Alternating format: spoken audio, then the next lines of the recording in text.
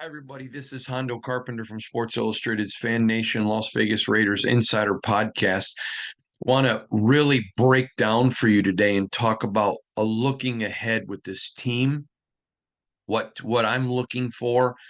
What are some things that I think you can be looking for, and just really take an analytical look moving forward. Now, you may remember I said to you when um, Antonio Pierce was given the head coaching job, the interim tag, that he had a 10-week job interview. And what he had was something no other candidate had.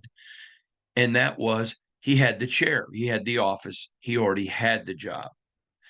And your job in that position is to make it extremely difficult for the owner to get rid of you if you want that job. And we all know that he does. And I think through two games, he has done everything right. There has been nothing, in my opinion, that Antonio Pierce could have done differently. I was asked yesterday in an interview, do you think he's done enough right now to have earned the job?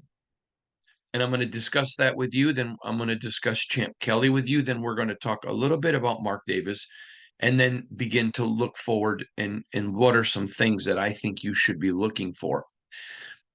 Let's start with Champ Kelly, who it's already known and out there. When Mike Mayock was relieved, I wrote that I thought Champ Kelly would have been an exceptional candidate to be the GM.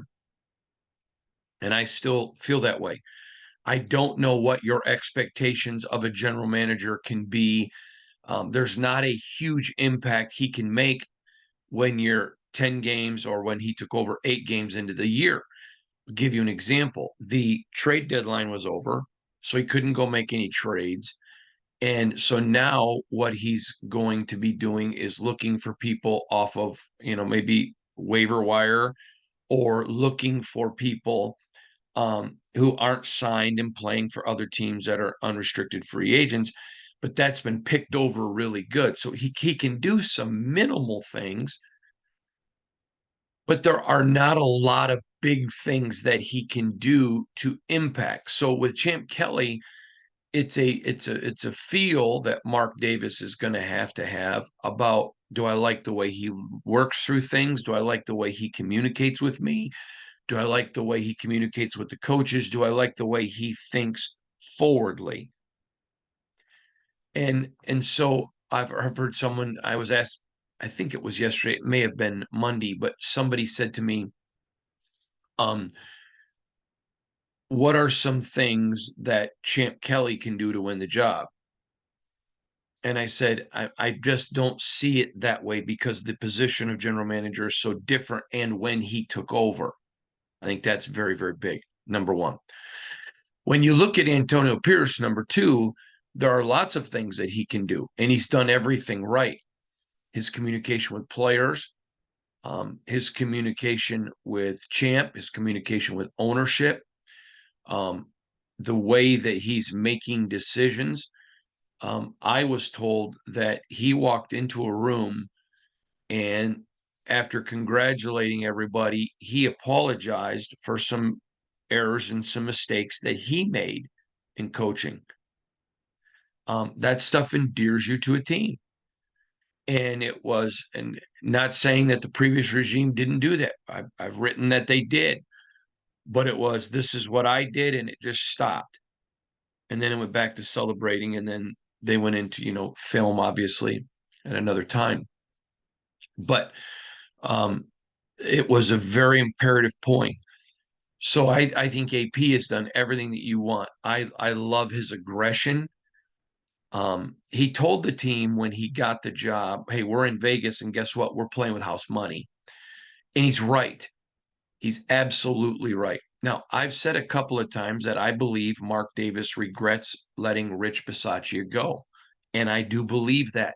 Mark has not told me that. I want to make that clear. But I do believe that. 100%, I believe it.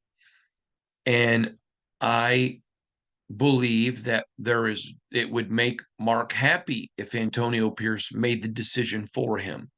Now, again, I was asked yesterday in a national interview, what is Pierce's number. I don't think there is one. I really sincerely don't.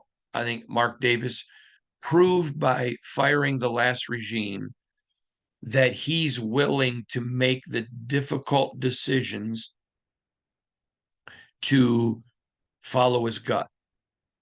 Now, a lot of people were chirping at him. We know that. But this was a Mark Davis decision. Let it be very clear. It was his decision. And ultimately, they're all his decisions. But I mean, he made that call on his own. He was resolute that they're coming back, and he made that call. And I think it was the right call, not critical of the call. But this brings us to point 3, Mark Davis. All right. Does Mark singularly make the decision? Now, heretofore, under his leadership, we've not seen that. That's how Mark likes to operate. Is the decision made by him and some former players that have his ear? Is the decision made by him and Tom Brady? I think there's a lot of things that go into this decision process. I have said that I believe if Antonio Pierce gets to 9-8, which happens to be the number I predicted at the beginning of the year, but the two are not related. I'm not saying because this is the number Hondo said, but if he gets to 9-8, which is where I believe was the level of this team, I think Mark Davis would have a very difficult time moving on from Antonio Pierce. The decision to move on from Rich Bisaccia was it sent a seismic pulse through that team. And I don't know that at the time he realized how big it was. Now, let me go back and say this. On Raider Nation Radio with Clay Baker at the time when he moved on, I made this comment. It's his team. He can do whatever he wants, but he's going to be held accountable for it. And this is his team. He doesn't need my approval. Media is the least of his concerns. If he's looking at the media, if he's going to look at anybody other than himself, it should be the fans. But the media is at the bottom of the and should be there. If I was the owner, my least of my concerns would be what the media thought. I wouldn't care. But I would lead from my gut. What do I think needs to be done and go forward? So I'm not saying this from a, well, he better be afraid of the media because that's stupid. And we all know that's stupid. But I said that because that's who the accountability rests on. When you let Rich go, there were huge disappointments on players that felt like they'd played hard and they'd played hard for Gruden. Let's not pretend like they hadn't, and really went above and beyond to try to hold the team together and get Rich the job. I think after he made the decision and he brought in Josh, that he saw the atmosphere become businesslike. I think that's a very fair analysis. And so in seeing it become businesslike, and then eventually, I've already discussed it ad nauseum, so I'm not going to go back, seeing the fun of football removed by the business of football, I think there was a lot of regret. Now, I'm basing that on things that I know. Again, he has not told me that, but things that I know, and I believe that there's regret there. Now, having said that, this team gets to 9-8. I don't think they get in the playoffs. I just don't. And when they get there to 9-8, it's over 500.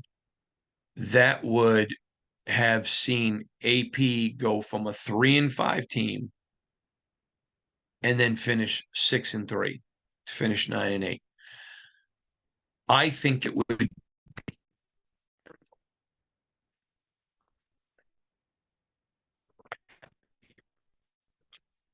And let's be honest, you become an interim coach, and usually when a team is struggling and not good, and 6-3, that means that he did better than the people that you were paying 10 million plus a year to. I think it'd be very difficult to move on. I think he would have a lot of issues in his locker room that I don't think Mark Davis wants with players. Um, I'll say it a different way. I credit Mark Davis because he made this move after seeing the joy and everything else in his players. His players sincerely matter to him. In fact, I would venture to say, in talking to other people, I don't know that there's an owner in the NFL that's more um, connected and more player oriented than him. In fact, I've been told by several people that the owner they cover doesn't give a flying flip about his players, doesn't care about their opinion, doesn't matter to them. And that's been my experience in the NFL. Now, I applaud Mark for that.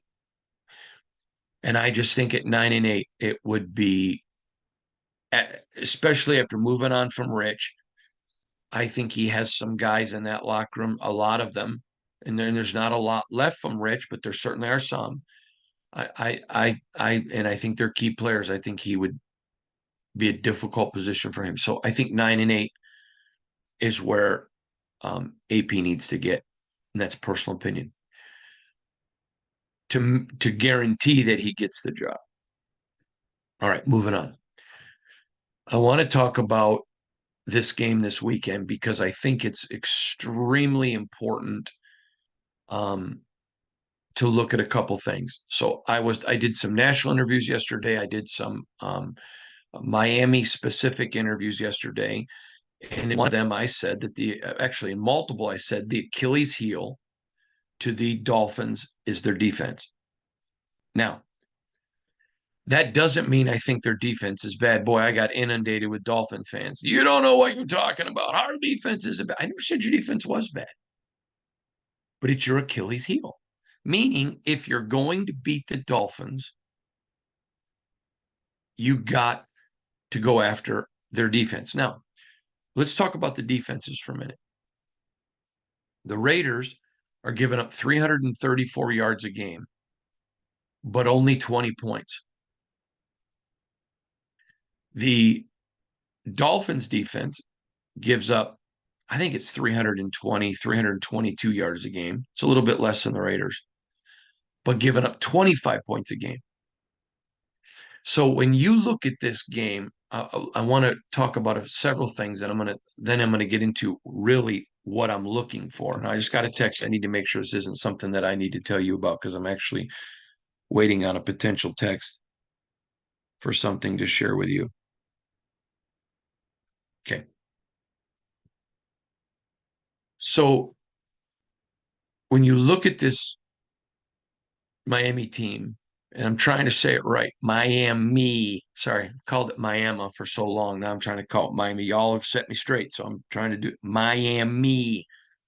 But when you look at this Miami team, they're going to score points. Now, I alluded to this earlier in the week. When I look at games, and you guys know this from the beginning, I'm covering the team for 4 years. There are 10 criteria that I look at for every football game. 10 criteria. And I balance them out. So do I go with Miami here? Do I go with the Raiders here? And I go right down the list, and then I make my predictions. When I look at this Miami team, 7 of my 10 predictors go their way. Now, this is not related, but I think if they played this game like they're going to in the warmth, which is not a big deal for the Raiders, and the humidity may be, but when I look at this game for the Raiders, I think if they played this exact game, exact same time, exact same place 10 times, I think Miami wins 7. Okay. Doesn't mean I don't think the Raiders can't win. It doesn't mean that of the two Chiefs games in Miami, which are the three hardest games remaining, I don't think this is the most winnable. But again, understand, I separate myself from thinking as a fan, and I'm thinking analytically. I'm trying to be a reporter, not a fan. I don't create news, I report news. So when I say, yeah, I expect them to lose this game, I do. But it doesn't mean I'm saying there's no chance. First of all, in the NFL, there's always a chance. I don't care who you're playing, number one. And number two, I think the Raiders have an absolute puncher's chance to win this. Now, I used that term a while back, and I got several emails from people, and I assumed that they were younger, asking me, what does a puncher's chance mean? And what that means is in boxing, you can go into a boxing match, and one guy is a clearly superior boxer, but all of a sudden the underdog gets a punch in there and hits him in the face and knocks him out. It happens. Okay. Is it what you expect every time? No. But you have a puncher's chance. And I think the Raiders have a real puncher's chance. So let's break this game down and talk a little bit about what I think and what I see. Now, the first thing you want to look at, and I mentioned this a couple days ago, but it's important because our channel is growing so fast. And thank you to all of you who are subscribing and following. Thank you. Tom Izzo is a Hall of Fame basketball coach for the Michigan State Spartans. Over his time, he has the best NCAA record of anybody. Now, people were trolls in the comments. Pitino's better, Krzyzewski's better. I never said they weren't. I'm just telling you his resume is he's one of the best in the NCAA tournament. And he happens to be a friend of mine, but that does not mean that I'm using him as an example. You can use Coach K, you can use Rick Pitino, however you want, but they're all elite coaches. Will tell you matchups is the biggest thing when you get into NCAA tournament because you never know who you're going to play. You never know, does your team match up? So I'll give you an example because it's something I used to cover. I remember Michigan State was the number one seed, predicted to go win the national title. In fact, I think it was President Obama or whoever was president at the time predicted them to win it. And it was all the odds. Everybody had Michigan State as the team to beat. And then the pairings come out and they're playing Middle Tennessee State. And I remember talking to Izzo, the week of the tournament. And it was not a good game for Michigan State matchup wise with Middle Tennessee State. So then they go into the game, and Middle Tennessee State, I mean, they were taking shots from 3 feet behind the 3-point line, and everything went in. They just shot the lights out. And to their credit, they just whooped Michigan State. Just whooped them. I mean, you can't get around it. It was a terrific basketball game by Middle Tennessee State. In my opinion, one of the biggest upsets in NCAA history. And it was a great win by them. Now, a couple things happened. Michigan State did not shoot the ball well. Even though they played good defense, Middle Tennessee hit every shot, and it wasn't a good matchup. So it didn't matter, if you're a 2 seed playing a 15, I think that's what it was. It wasn't a 1 and a 16, but it was a 2 and a 15, I think. But it was huge upset. But it was not a good matchup. And they had their puncher's chance, and they hit every shot. And credit to them. I'm not making any excuses. They whooped them that night. I was sitting courtside, and it was a whooping. My point to you is that do I think it would be as big of an upset? No. If the Raiders beat the Dolphins? No. But that's an example of a puncher's chance in matchups. I think there are teams with better records than Miami that the Raiders match up better with, meaning their strengths and the Raiders' strengths are similar. Not here. Miami's going to throw the ball a ton. And other than Max Crosby, the Raiders have struggled getting home. That's a big one. Okay, so if I'm Miami, I am going to have a running back or a fullback and a tight end. So I'm going to have max protect where max is, maximum protection where max is. Okay, and then I'm going to dare Tyree Wilson or Malcolm Koonce or Patrick Graham to drop some blitzes. Because if you don't get pressure on Tua, you're not going to even remotely limit them. You're not going to rush 3 or even 4, and maybe 4 if Max is getting free, but that's a big if they're putting 3 guys on him. You got to make Tua make bad decisions. If Tua has time, the game's over. He is a tactician, and he's very good, and he's got great receivers. And Tyreek Hill, we all know what he does. He has top end burning speed, and not just top end burning speed, he has cutting speed. And so for the Raiders, it's going to be about pressure. Are you able to get pressure to make some decisions? Now, listen, we all know Tyreek's going to get his catches and they're going to score points. So this brings us to the next one. The Raiders can't manage this game. The last 2 games, and I don't think you throw out any game in the National Football League. A win is a win. But the Giants are not a good team. So you can say, okay, they beat the Giants what they're supposed to. Go put it over here in the shelf. But that Jets defense, I don't have it right here in front of me, but JT the Brick texted out a really great stat of what the Jets defense has done to top quarterbacks, including Patrick Mahomes. And Aiden O'Connell outplayed every one of them. Statistically, I thought that was a really big deal. It was a great tweet by JT, and I retweeted it. You can go find it on my tweet line. But this is a game, and I've been talking to you about this for a few weeks, where they're going to have to give the football to Aiden O'Connell and say, okay, there's going to be some mistakes. We get that. You're a rook, but you're going to have to win us the football game. We're going to have to go score points. Yes, we want to run the football. Yes, we want to eat up the clock to keep the ball out of the hands of Miami. But you got to go score some points. And they're going to have to let the youngster grow up a little bit. Okay. Now, I think Aiden can do it. But if you count the Charger game, which I understand you should because he started, but the staff did not, Josh McDaniels didn't do anything to help Aiden. So technically, it's really his 3rd start with this staff. There's going to be a growing curve.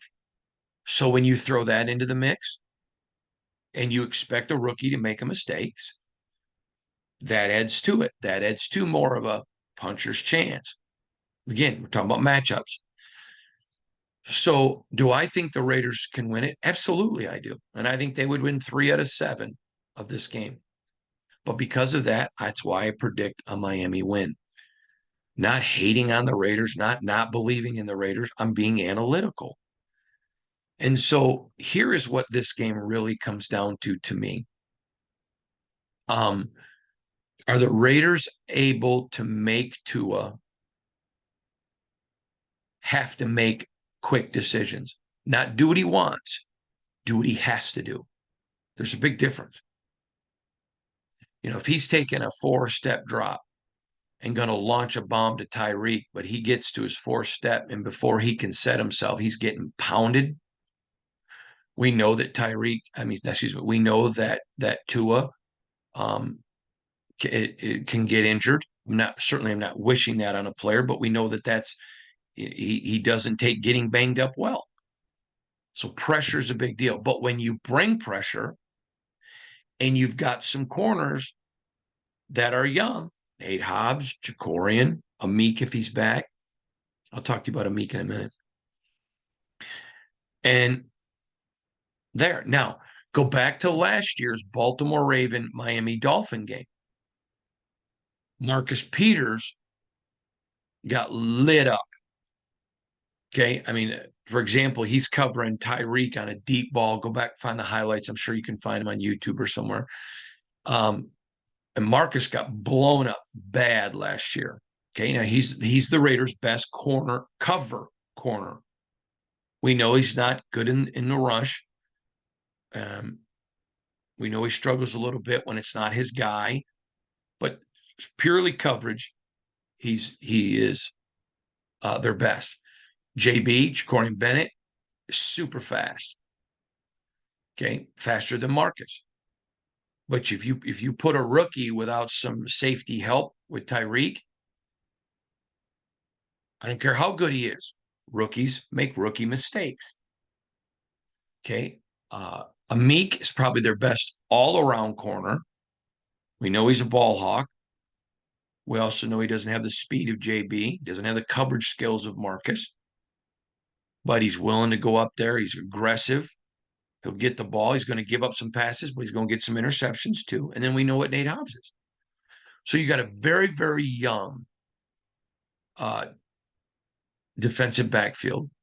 Okay, we know what Marcus Epps is capable of. We know what Trayvon Morig is capable of. So we know there is some talent there. But even if you double team Tyreek, let's say you put JB on him, who's physical, and a Marcus Epps or a Trayvon over. With that speed and cutting ability, he's still going to get open if Tua has time. Now, defensively, here are the two things that I'm going to be watching for from the Raiders. Number one, remember that first 10 yards, defenders are able to be super physical with wide receivers trying to break into their routes. Okay. That first 10 yards is everything. Now, what Miami does, see, Miami getting there, what Miami does is they move him in motion all the time to avoid that physical contact. He's not listen, Tyreek does a lot well. And if you're looking for a wart, and I don't even know that you'd call it a wart, but a blemish, it would be physicality. So I think if you're going to have JB on him because they match, because the speed is so close, Tyreek's still a little bit faster, but still close, then when he goes in motion, JB has to go in motion, and then the first 10 yards. So the first thing I'm watching for is the first 10 yards. If you're watching Tyreek able to get away free, not getting beat up physically, I mean, I think that first 10 yards, every play with him has got to be a heavyweight fight. Punch, push, scrap, fight, hit, bam, bang, boom, like the old Batman TV show. If they're super physical in the first 10 yards, then I think that's a good sign for the Raiders. Very good sign. Now, only a couple teams have been able to do it. I think the Raiders can. I do believe that they can do that. The second one on the Raiders defense is going to be pressure, even if it's not sacks. Are they getting enough pressure on Tua that he's doing what he has to do, not what he wants to? Is he getting hit, even if he's not getting sacked? Is the physicality there? So those are the first two things that I'm looking for. And I'll be talking about it all game on Twitter as I comment. So I hope that you join me there. Remember, my Twitter is at Hondo Carpenter, at HONDOCARPENTER. Now let's talk about offensively. They've got to be able to run the football, which I think they can. Now, again, I've said, and I stand by it, the Achilles heel of the Dolphins is the defense, but it doesn't mean the defense is bad. It simply means the defense is not as good as the offense. It's their weakness, even though it's pretty good. Even though I think you could make an argument, it's strong. Statistically, the Raiders are better, but it doesn't mean it's a bad defense. Okay, follow me for a minute. They're going to take some more risks. Okay, they're going to need some big plays, some chunk plays. So I think accuracy, from Aiden making good decisions. Huge. But here are the points. Remember, with defense, it's pressure on Tua, making him do what he has to do, not what he wants to do, and physicality in that first 10 yards with Tyreek. Here's what I'm looking for on offense. Number one, you got to be able to run the football. When you run the football, the clock keeps moving. Now, a lot of people don't know this because you're new to football, and I get the emails, so don't feel bad. Please don't ever feel bad sending me an email saying, I'm new to football. Can you explain what you mean when you say this? I get those a lot. When you run the football, the clock keeps moving. So you eat a lot of the clock, and therefore it impacts time of possession. And if you have 60 minutes in a ball game and your team has the ball for 40 minutes, that's huge. It means it's less time that the other team has the ball. Now, Brian Kelly, who's the coach at LSU, once told me, we were sitting in his office and we were talking about time of possession. He goes, I don't really care about time of possession because we score quick. Okay, that's fair. I still think time of possession matters, even though Brian and I disagree. Doesn't mean, listen, his resume is much better than mine when it comes to winning football championships. But I was, more schooled by Saban and others, and I agree with them. Okay, you may score quick, but still, if I have a defense, that's resting, they're going to be better. Okay, that's me more than Brian, but I still think it's important to present to you the other side of the opinion of coaches who run the quick strike. I think number one is time of possession, the Raiders' ability to run the football. I think 125, 150 yards for Josh Jacobs is huge. 150. If Jacobs runs for 150, I think the Raiders win. I'll say this. If Jacobs runs for 150, I think the Raiders win 9 out of 10. So to me, that's huge. But when you do throw with Aiden, and that's the first key, is the ability to run the football with time of possession. Second key is that Aiden has to take his shots. I would like to see him take some shots and put some points on the board. That's going to be a big deal. So I'm going to give you a second key there. I don't have a yardage number. Does he have to throw for 250? No, I'm not even thinking that. Here is what I'm thinking. He's got to be able to get to, because who cares if he has a bunch of yards and but they're unable to run the football and they turn it over. So again, time of possession via rushing the football for Josh Jacobs. Can they get Josh to 150 yards? Second key is they've got to take their shots with Aiden. Now, I think Aiden is really accurate. I think he's got a great arm.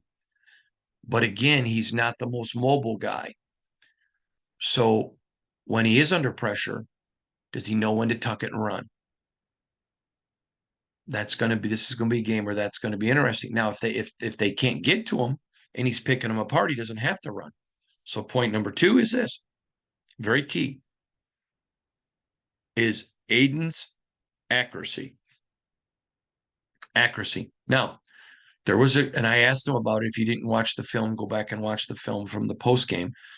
But I asked Aiden about this after the game. There was a pass, and I said in the press conference, and I was wrong. It was the last possession of the first half, and that wasn't what it was. I don't remember what possession it was because I got so many notes.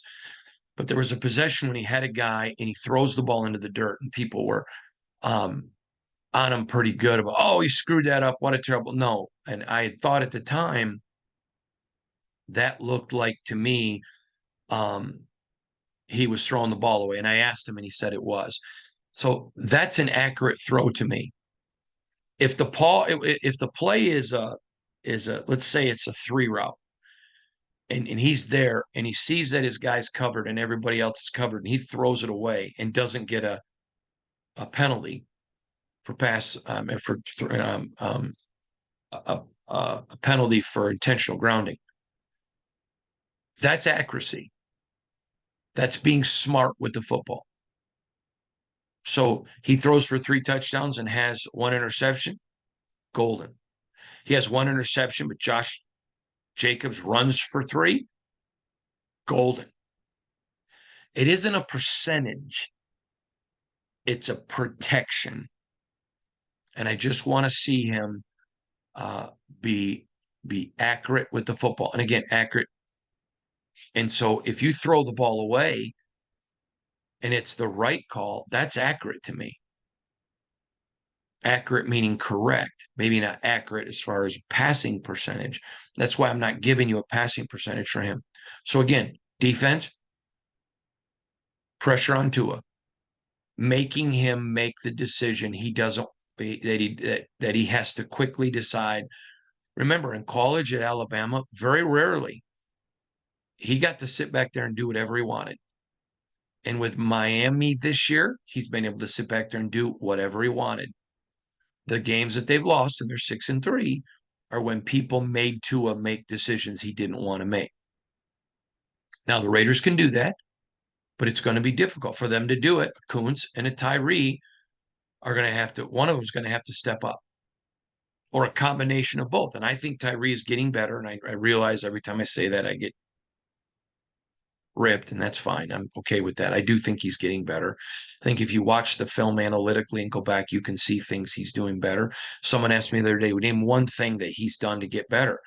Go back and watch how he got off the line of scrimmage in his first game, and go back and watch how he's getting off the line of scrimmage now. It's not even the same player. Watch his hands. Is he always good? No, but he's using his hands to shed people more. I think there's a lot of things that he is doing better, but this is going to have to be a game because they're going to triple team Max. And again, on offense, I really want to see Josh get to 150 yards, but you can mitigate those numbers by more accuracy and taking more risks with Aiden. I think it's very important here with Aiden. He's young. And remember, rookies make rookie mistakes. And so with Aiden, when he makes a rookie mistake, the ability to just that defense to bail him out and come back and not make the same mistake twice. He's going to make some. And that's why I think this is a game that when I projected 7 of 10 times, Miami wins. I don't think that this is a game the Raiders can't win. I think they could. And I said 3 out of 10, I absolutely think they would. So I'm really excited about the football game. But yesterday I got a lot of emails from people asking me, why are you just saying we're going to lose? One guy, what kind of fan are you? I'm not a fan. I'm trying to be analytical with you. Now, here's what happens. So last game, I started getting tweets or started seeing emails. AP sucks. He's got to go. Well, they came back and won. And I got a bunch about Aiden's terrible. So finally, the last one, I just retweeted it and asked you guys what you thought. Boy, did you respond to that guy. I don't think Aiden's terrible. I think this is a game that I expect the Raiders to lose. And so when you understand where I'm coming from, you'll understand my coverage. And you're going to understand what am I looking at analytically. And so I think this is going to be a big test for the Raiders. Now let's walk through that real quick. And yes, I'm going to get to them. Let's just talk about Amik real quick. We'll get our first injury report today. I am hearing that if things progress the way they are, that the expectation is that Amik will play. It's what I'm hearing. I am not reporting Amik's back, and anything can happen. But what I am telling you is based on what I was told yesterday morning and evening. If things continue to progress the way they are, I expect Amik to play. Now, when I am watching this football game and looking at all of the analysis, this is going to be a very interesting ball game. Now, I've said the 3 games left on the schedule, and the Raiders are 5-5, that I expect them to lose are both Chiefs and Miami. I think they can win all 3, puncher's chances. But remember, being analytical, so that puts them at 5-8. Again, I'm getting another text, but there's something that if I get this text, I want to talk to you about. So I need to make sure that this is not what it is.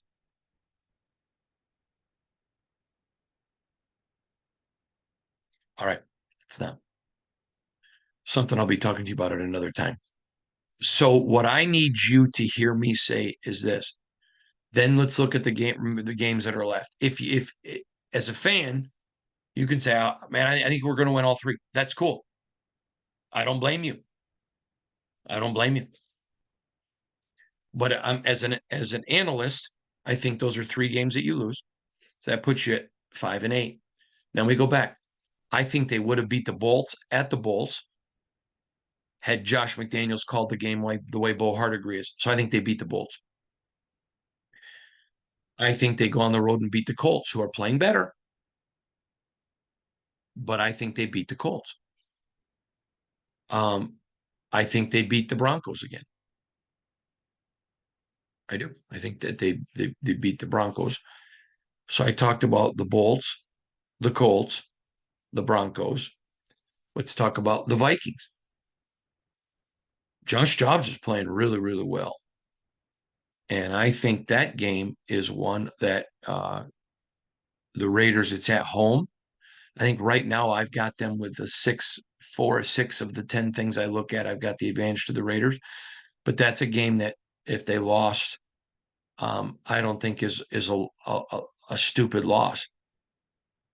You know, there are some losses, like losing to Pittsburgh, stupid loss. Raiders should have won that game. The Bolts should have won that game. The Bears. The Bears is mine. I'm still in a mind freeze, a Vulcan mind freeze, or whatever that I think it was from Star Trek about how they lost to the Bears. The Vikings game would be one that wouldn't shock you. I still expect them to win, but it wouldn't shock you. So that's why I have the Raiders, sitting at a 9-8 record. Could go 8-9. The Vikings game to me is the big kicker, or 9-8. So that's where this team is. That's the expectations. Again, I think everything that AP has done is an A+. I think an upset of one of these three games would be mammoth. But I don't think he has to get an upset to get the job. I think the defense, pressure on Tua, physicality in the first 10 yards with Tyreek. And on offense, it's rushing the ball and accuracy, not talking about percentage, of Aiden. But remember this, the Raiders are a very young team. And one of the things that fans have to remember, and I say it every year, is young players make young player mistakes.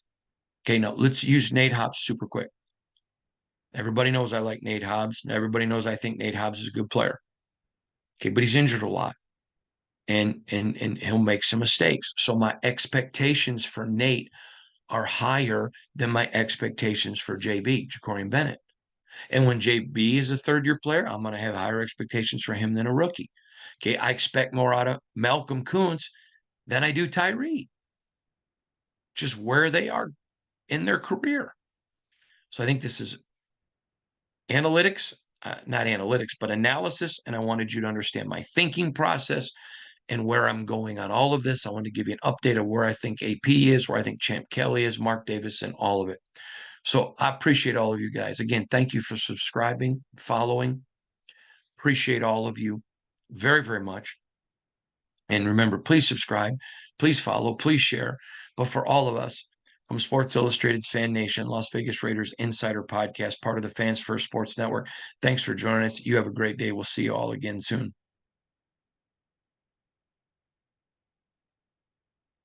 If I can ever, I keep taking my glasses off and forget. I need to have those on to turn this off. See you later, everybody.